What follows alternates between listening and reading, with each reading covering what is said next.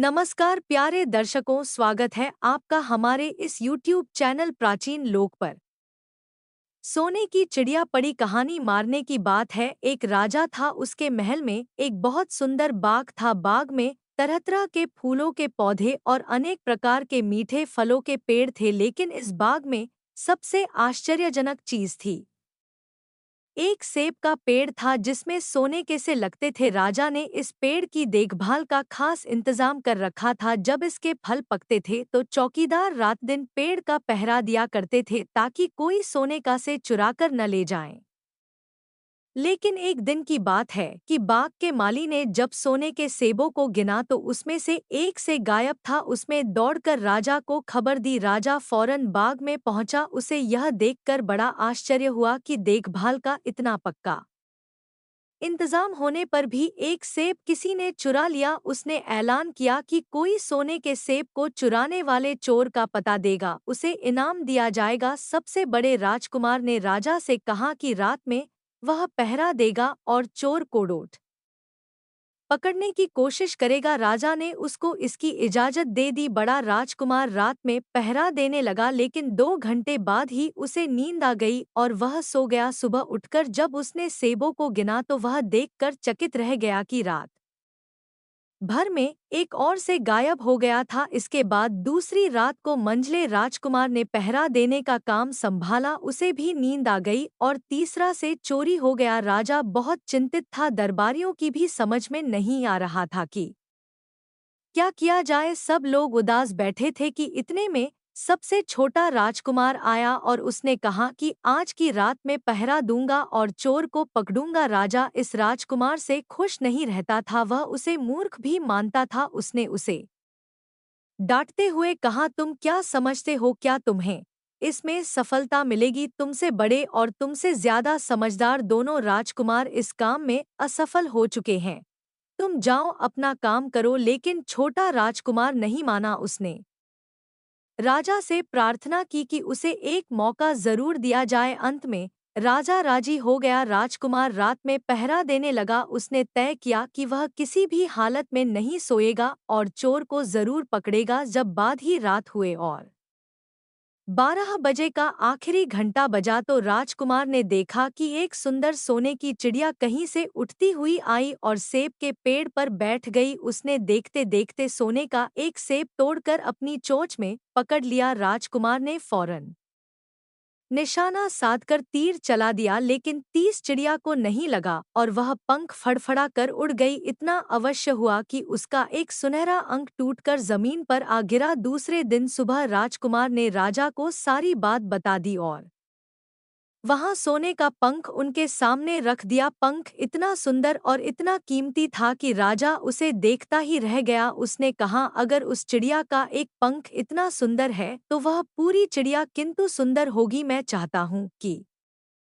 उस चिड़िया को कोई पकड़ लाए। सबसे पहले बड़ा राजकुमार इस काम के लिए रवाना हुआ। चलते चलते वह एक जंगल में पहुंचा। वहां उसने एक लोमड़ी को एक पेड़ के नीचे आराम करते हुए देखा। राजकुमार ने मौका देखकर तीर अपने धनुष पर चढ़ा लिया। वह तीर छोड़ने ही जा रहा था कि लोमड़ी ने चिल्लाकर कहा, राजकुमार मुझे मत मारो। मुझे पता है कि तुम सोने की चिड़िया की खोज में निकले हो। तुम मेरी राय मानो तो तुम्हारा काम जल्दी ही पूरा हो जाएगा। तुम इसी रास्ते से सीधे चली जाएं।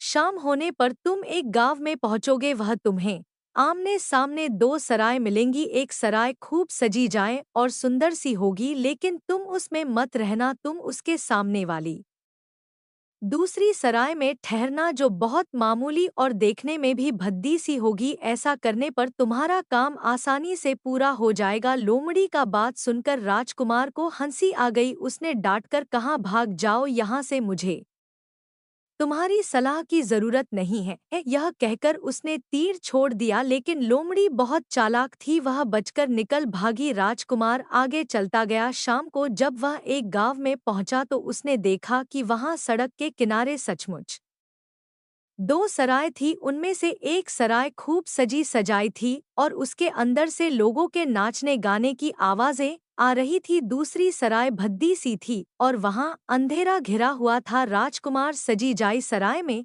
ठहर गया। थोड़ी देर में वह भूल गया कि वह असल में सोने की चिड़िया की खोज में निकला था। उधर जब काफी समय बीत गया और बड़ा राजकुमार नहीं लौटा तो मंझला राजकुमार सोने की चिड़िया की खोज में चल पड़ा। वह भी उसी तरह चलते चलते जंगल में पहुंचा तो वहीं लोमड़ी उसे भी मिले। राजकुमार ने भी लोमड़ी की बात पर कोई ध्यान नहीं दिया। जब वह शाम को उस गांव में पहुंचा तो बड़े राजकुमार की तरह सजी सजाई सराय में ठहरा। वहां के नाचन में मस्त होकर वह भी अपना काम भूल गया, यहाँ तक कि उसे घर लौटने की भी सुध न रहे। अंत में सबसे छोटे राजकुमार ने राजा से कहा कि मैं सोने की चिड़िया की खोज में जाऊंगा। राजा को विश्वास था कि जब उससे बड़े दोनों राजकुमार इस काम में सफल नहीं हुए तो इसे और भी सफलता नहीं मिलेगी। लेकिन उसकी जिद करने पर राजा ने उसे इजाजत दे दी। छोटा राजकुमार तैयार होकर सोने की चिड़िया की खोज में निकला। जंगल में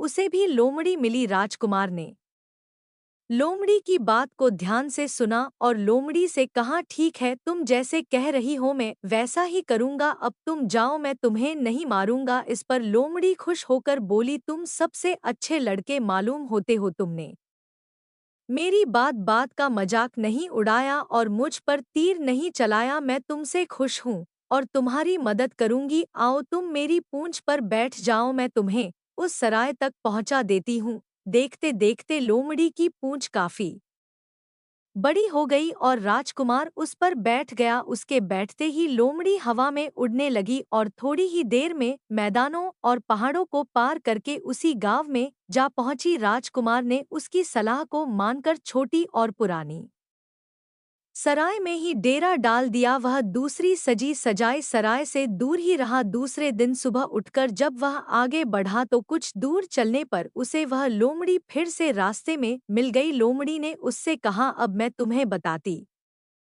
है कि आगे तुम्हें क्या करना चाहिए। तुम सीधे चलो, आगे चलने पर तुम्हें एक बहुत बड़ा किला मिलेगा जिस पर सिपाही लोग पहरा दे रहे होंगे। तुम सिपाहियों से डरना मत और सीधे अंदर चले जाना, क्योंकि वे इस समय सो रहे होंगे। तुम बेधड़क होकर किले में घुसते चले जाना और उनके कमरों को पार करते हुए उस जगह पहुंच जाना जहां लकड़ी के एक मामूली से पिंजरे में सोने की चिड़िया बंद है। तुम चिड़िया को पिंजरे से अहित उठाकर किले से बाहर ले आना। लेकिन एक बात याद रखना, चिड़िया के पिंजरे के पास ही एक बहुत सुंदर सा सोने का पिंजरा भी रखा होगा। तुम भूलकर भी चिड़िया को उस पिंजरे में मत रखना, मगर तुम उसे लकड़ी के पिंजरे में से निकालकर सोने के पिंजरे में रखने की कोशिश करोगे तो बाद में होगी। यह कहकर लोमड़ी ने राजकुमार को फिर से अपनी पूंछ पर बिठाया और थोड़ी ही देर में उसको किले के पास पहुंचा दिया। राजकुमार ने किले का पास जाकर देखा कि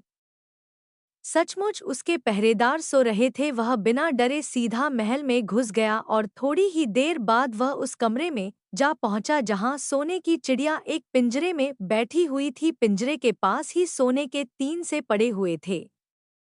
इन सेबों को देखकर राजकुमार ने फौरन पहचान लिया कि ये से उसके पिता के बाद के ही थे। सोने की चिड़िया इतनी सुंदर थी कि राजकुमार उसको देखता ही रह गया। वह उसको उठा लाने ही वाला था कि उसकी नज़र पास ही पड़े एक सुंदर से पिंजरे पर पड़ी। पिंजरा बहुत सुंदर था और उसमें तरह तरह के कीमती पत्थर जड़े हुए थे। सोने की चिड़िया के लिए वही पिंजरा ठीक मालूम पड़ता था। राजकुमार लोमड़ी की बात को भूल गया और उसने सोने की चिड़िया को लकड़ी के पिंजरे से निकालकर सोने के पिंजरे में बंद कर दिया। लेकिन नए पिंजरे में आते ही चिड़िया ने खूब जोर जोर से शोर मचाना शुरू कर दिया। राजकुमार पिंजरे को उठाकर कमरे से बाहर भी नहीं निकल पाया था कि बहुत से सिपाही कमरे में घुस आए और उन्होंने राजकुमार को पकड़ लिया। अब राजकुमार को अपनी भूल का पता चला। उसे याद आया कि लोमड़ी ने उससे क्या कहा था, लेकिन अब क्या हो सकता था। सिपाही उसे खींचते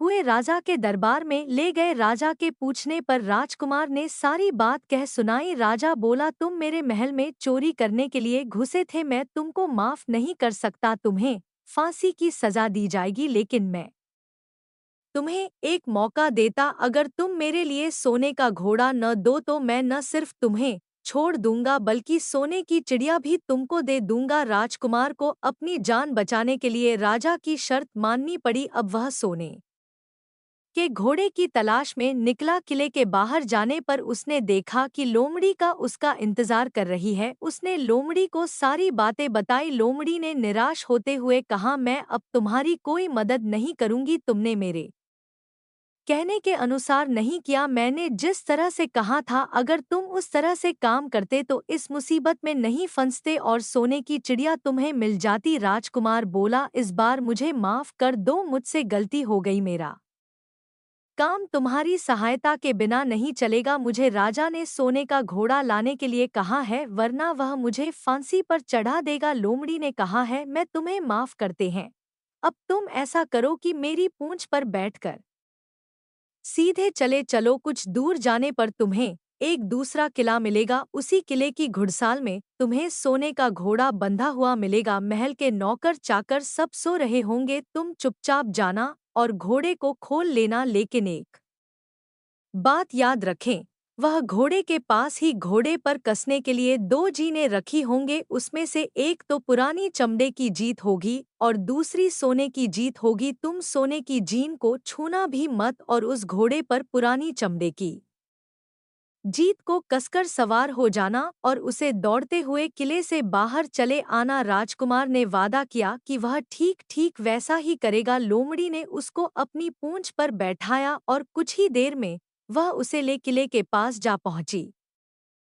किले के पास पहुंचते ही लोमड़ी ने उसे नीचे उतारा और फिर वहां से चली गई। राजकुमार सीधा फाटक से किले में घुस गया। अंदर जाकर उसने देखा कि वहां के सभी नौकर चाकर सोए हुए थे। थोड़ी ही देर में वह किले की घुड़साल में जा पहुंचा। वहां एक बहुत सुंदर सुनहरा घोड़ा बंधा हुआ था। राजकुमार ने पास जाकर देखा कि वह घोड़ा सचमुच सोने का था। ऐसा सुंदर घोड़ा उसने सपने में भी नहीं देखा था। उसने आगे बढ़कर घोड़े को खोल लिया। जब वह बाहर निकलने लगा तो उसकी नज़र एक कोने में पड़ी हुई सोने की जीन पर गई। यह जीप बहुत सुंदर थी और इसमें हीरे मोती जड़े हुए थे। उसके पास ही एक फटी पुरानी चमड़े की जीन पड़ी हुई थी। इतने सुंदर घोड़े पर पुराने चमड़े की जीन कसना राजकुमार को अच्छा नहीं लगा। उसने सोने की जीन उठा ली और घोड़े पर कसना शुरू किया। इतने में घोड़ा जोर से हिनहिनाने उठा। किले के नौकर चाकर जाग गए। थोड़ी ही देर में राजकुमार पकड़ लिया गया। राजकुमार को सिपाहियों ने हाथ बांधकर अपने राजा के सामने पेश किया। राजा ने सारी बातें सुनकर कहा, तुमने मेरे घोड़े को चुराने की कोशिश की है, इसलिए तुम्हें फांसी की सजा दी जाएगी। लेकिन अगर तुम मेरा एक काम कर दो तो मैं तुम्हें छोड़ सकता हूँ। यहाँ से कुछ ही एक सोने का महल है और उसमें बहुत सुंदर राजकुमारी रहती है। अगर तुम अपनी जान बचाना चाहते हो तो उस राजकुमारी को मेरे पास ले आओ। तुम्हें इनाम में यह सोने का घोड़ा दे दूंगा। बेचारा राजकुमार वह फिर से एक नई मुसीबत में फंस गया। उसे मजबूर होकर राजा की शर्त माननी पड़ी। अब वह सोने के महल की खोज में निकला। कुछ दूर चलने पर फिर उसे वह लोमड़ी मिली। पता नहीं कैसे लोमड़ी को सारी बातें मालूम हो गई थी। वह बोली, देखो तुमने इस बार भी मेरी बात नहीं मानी। मेरी बात मान जाते तो यह नई मुसीबत तुम्हारे गले नहीं पड़ती है। मुझे तुम पर दया आ रही है, मैं तुम्हारी मदद करूंगी। चलो मैं तुमको सोने के महल के पास पहुंचा देती हूँ। तुम महल के बाहर ही कहीं पीछे छिपे रहना। जब उसमें से शाम को राजकुमारी तालाब में नहाने के लिए बाहर आए तो तुम आगे बढ़कर उसका हाथ पकड़ लेना। जैसे ही तो उसको छोड़ गए, राजकुमारी तुम्हारे साथ आने के लिए राजी हो जाएगी। लेकिन एक बात याद रखना, तुम उसको वहां से अपने साथ ले आना। उसे वापस महल में मत जाने देना। वह तुमसे कहेगी कि मैं अभी अपने माता पिता से मिलकर आती हूँ, लेकिन तुम उसकी बातों में मत आना, वरना फिर मुसीबत में फंस जाओगे। यह कहकर लोमड़ी ने फिर से अपनी पूंछ फैला दी और राजकुमार उस पर बैठ गया। देखते देखते लोमड़ी हवा में उड़ती हुई कुछ देर बाद सोने के महल के पास जा पहुंची। महल के पास पहुंचते ही राजकुमार एक पेड़ की आड़ में छिपकर बैठ गया। शाम को जब राजकुमारी नहाने के लिए किले से बाहर आई तो राजकुमार ने हिम्मत करके आगे बढ़कर उसका हाथ पकड़ लिया। उसके छूते ही राजकुमारी उसके साथ चलने के लिए तैयार हो गई। वह बोली, राजकुमार तुम मुझे जहां भी ले जाना चाहोगे मैं तुम्हारे साथ चलूंगी, लेकिन मुझे थोड़ी देर के लिए अपने माता पिता से मिल आने दो। राजकुमार ने कहा, नहीं, यह नहीं होगा, तुम्हें तुरंत मेरे साथ चलना पड़ेगा। लेकिन राजकुमारी रोने लगी। इतनी सुंदर राजकुमारी को रोज देखकर राजकुमार का मन पिघल गया। अंत में वह राजी हो गया और बोला, जाओ, थोड़ी देर के लिए माता पिता से मिला हूँ, लेकिन फिर तुरंत बाहर चली आना। लेकिन राजकुमारी ने जैसे ही किले में पैर रखा, किले के पहरेदार जाग गए और उन्होंने राजकुमार को पकड़ लिया। राजकुमार बहुत पछताया, लेकिन अब क्या हो सकता था। सिपाहियों ने उसे अपने राजा के सामने पेश किया। राजा बहुत निराश था। उसने उसी वक्त हुक्म दिया, इस राजकुमार को फौरन फांसी पर चढ़ा दिया जाए। यह सुनकर राजकुमार रोने गिड़गिड़ाने लगा। इस पर राजा ने थोड़ी देर विचार करने के बाद कहा, मैं अपनी आज्ञा वापस नहीं ले सकता, लेकिन अगर तुम मेरा एक काम कर दो तो तुम्हारी जान बच सकती है। हमारे किले के ठीक सामने यह जो बड़ा पहाड़ है, इसके कारण हमारे किले की सुंदरता नष्ट होती है। अगर तुम 8 दिन में इस पहाड़ को खोदकर साफ कर दो तो हम तुम्हें क्षमा कर देंगे और राजकुमारी का विवाह तुम्हारे साथ कर देंगे। राजकुमार किले के बाहर आकर पहाड़ को देखने लगा। उसके हाथ में एक छोटी सी कुदाली थी। उसकी समझ में नहीं आ रहा था कि इतना बड़ा पहाड़ 8 दिन में वह कैसे खोज सकेगा। फिर भी उसे अपनी जान बचानी ही थी, इसलिए वहां पहाड़ खोदने लगा। धीरे धीरे 7 दिन बीत गए। इतने दिन तक लगातार खोदने पर भी पहाड़ का सिर्फ एक कोना ही खोज सका। वह दुखी होकर बैठ गया। उसे अब अपने पर बहुत अधिक क्रोध आ रहा था। मन में कहने लगा कि अगर मैंने लोमड़ी की बात मान ली होती तो कितना अच्छा होता। लोमड़ी ने मुझको हर बार ठीक सलाह दी और मैं हर बार उसका कहना न मानकर नई से नई मुसीबत में फंस जाता है। उधर छोटा राजकुमार कुएं में गिर गया था, लेकिन वह मरा नहीं हुआ। बहुत गहरा रहा था, लेकिन उसमें पानी बहुत थोड़ा था। वह पूरी में बैठा बैठा अपने भाग्य को कोसता रहा। अब उसे फिर उसी लोमड़ी की याद आई और वह पछताने लगा कि अगर मैंने उसका कहना मान लिया होता तो मैं मुसीबत में फंसा। राजकुमार ने जैसे ही लोमड़ी को याद किया, लोमड़ी ना मालूम ऐसे कोई के मुंह पर पहुंची और बोली, देखो राजकुमार, मैंने पहले ही तुम्हें समझाया था कि किसी को की दीवार पर मत बैठना और ऐसे आदमियों की मदद मत करना जिन्हें फांसी दी जानी वाली हो, लेकिन तुम नहीं मानी है। चलो अब आखिरी बार में फिर तुम्हारी मदद किए देती हूँ। लो, मेरी पूंछ पकड़कर पूरे से बाहर निकल जाओ। यह कहकर लोमड़ी ने अपनी पूंछ कोई में लटका दी। देखते देखते पूंछ इतनी लंबी हो गई कि कोई के पेंदे में पड़े राजकुमार के पास तक जा पहुंची। राजकुमार उसे पकड़कर कुएं से बाहर निकल आया। लोमड़ी ने उससे कहा, जाओ, अब तुम अपने घर जाओ, लेकिन जरा होशियार रहना, तुम्हारे भाई तुम्हारी जान के दुश्मन हैं।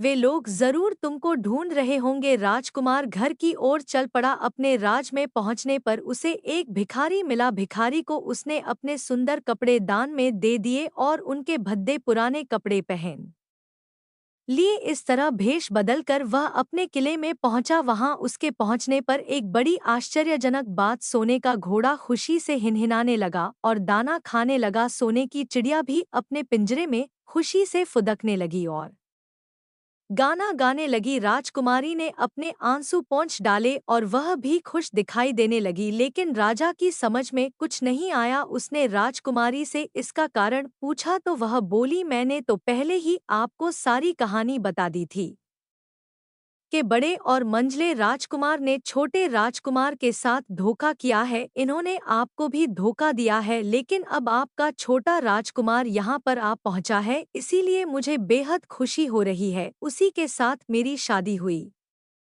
है और मैं उसके साथ ही सुखी रह सकती हैं। फिर उसने मैंने कुछ कपड़े पहने एक आदमी की ओर इशारा करते हुए कहा, वह रहा आपका छोटा राजकुमार। राजा ने भी अपने छोटे लड़के को पहचान लिया। अब राजा ने अपने छोटे बेटे के बारे में अपने विचार बदल दिए। अब उसको बहुत समझदार और बहादुर मानने लगा और उससे बहुत अधिक करने लगा। उसने उसको राजगद्दी पर बिठाने का निश्चय किया। बड़े और मंझले राजकुमार ने अपने छोटे भाई को ही धोखा नहीं दिया था बल्कि राजा को भी धोखा दिया था। इससे राजा उनसे बहुत नाराज था। उसने उन दोनों को अपने राज्य से निकलवा दिया। इसके बाद बड़ी धूमधाम के साथ राजकुमारी के साथ राजकुमार का विवाह हुआ और दोनों सुख से रहने लगे। लेकिन राजकुमार उस लोमड़ी को नहीं भूला था जिसमें उसकी सहायता की थी। एक दिन समय निकालकर वह जंगल में उस लोमड़ी की खोज में निकला। बहुत ढूंढने के बाद एक पेड़ के खोखले भाग में उसने उस लोमड़ी को चुपचाप बैठे हुए देखा। लोमड़ी बहुत उदास थी और पहले से बहुत ज्यादा दुबली भी हो गई थी। राजकुमार को देखते ही लोमड़ी ने उसे पहचान लिया और कहा, हाँ कहो राजकुमार, आज इधर कैसे भूल। राजकुमार ने कहा, मैं आज तुम्हें ही ढूंढने के लिए आया हूँ। चलो मेरे बाग में आराम से रहना, वह तुम्हें किसी तरह की तकलीफ नहीं होगी। यहाँ तो जंगल में तुम्हें खाने पीने की तकलीफ होती होगी और जंगली जानवरों और शिकारियों का डर बना रहता होगा। लोमड़ी ने कहा, नहीं राजकुमार, मैं यहाँ ठीक हूँ। और भला अब तुम्हें मेरे दुहक से क्या लेना देना। तुम्हारा काम निकल गया, अब तुम सुख से अपने राज में रहो। राजकुमार बोला, नहीं, तुमने मेरा बड़ा उपकार किया है, मैं तुम्हें इनाम देना चाहता हूँ और अपने साथ ही रखना चाहता हूँ। राजकुमारी भी बहुत खुश होगी, वह भी तुमसे मिलना चाहती है। लोमड़ी बोली, अगर तुम सचमुच मुझे इनाम देना चाहते हो तो मेरा एक काम कर दो। मैंने तुमसे पहले भी कहा था कि तुम तीर चलाकर मुझे मार दो, इसी से मेरा लाभ होगा। असल में एक जादूगर ने मुझ पर जादू कर रखा है। मैं लोमड़ी नहीं है मुझे उसके जादू के प्रभाव से लोमड़ी के रूप में रहना पड़ रहा है। मैं तो उसी देश का राजकुमार हूँ जहाँ की राजकुमारी से तुम्हारा विवाह हुआ है। असल में वह राजकुमारी मेरी छोटी बहन है। अगर तुम तीर चलाकर मुझे मार दोगे तो इस जादू से मुझे मुक्ति मिल जाएगी और मैं फिर अपने देश लौट सकूंगा। राजकुमार को यह सुनकर बड़ा आश्चर्य हुआ। उसने फौरन अपने धनुष पर तीर चढ़ाया और लोमड़ी की ओर छोड़ दिया। तीर के लगते ही लोमड़ी मर गई और उसमें से एक सुंदर सा राजकुमार निकल आया। फिर दोनों राजकुमार आपस में गले मिले। इसके बाद दोनों राजकुमार वापस महल में लौट आए। वहां राजकुमारी अपने भाई से मिलकर बहुत खुश हुई। कहानी पसंद आए तो वीडियो को लाइक करके चैनल को सब्सक्राइब करें। धन्यवाद।